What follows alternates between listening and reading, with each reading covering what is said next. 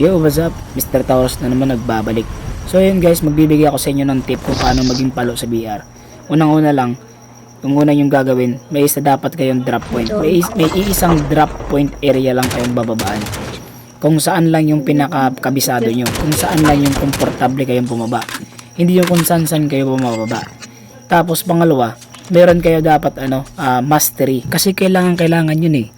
Kasi hindi ka naman pwede pumunta sa isang lugar na hindi mo kabisado eh.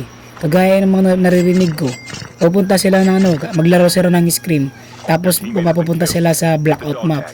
Hindi nila alam yung bawat kanto, hindi nila alam kung saan sila susugod, saan sila magtatago. Kaya yun ang pinakamaganda guys, mastery. Yung pangalawa, shoot to kill. Bakit ka nasabi shoot to kill? Kasi hindi ka pwede bumaril. Hindi ka pwede bumaril kahit napakalapit niyan. Kung babarilin mo naman tapos hindi mo mapapatay, wag na. Wag mong babarilin. Palagi yan, is open namin yan sa turna, saka sa screen. Hindi ka pwede bumaril kung hindi mo yan kaya patayin. Kasi pag hindi mo yan napatay, matik. Isang pamilya yung lulusob sa'yo para patayin ka, para lusubin ka.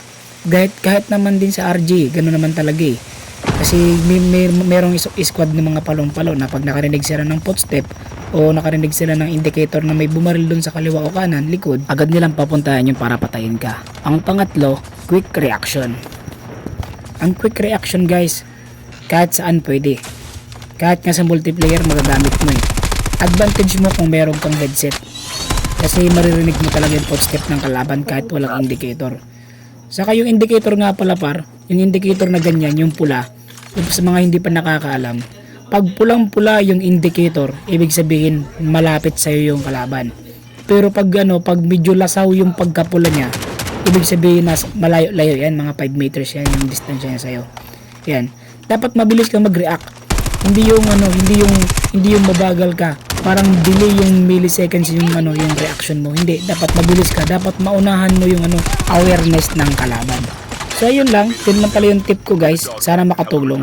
GG's.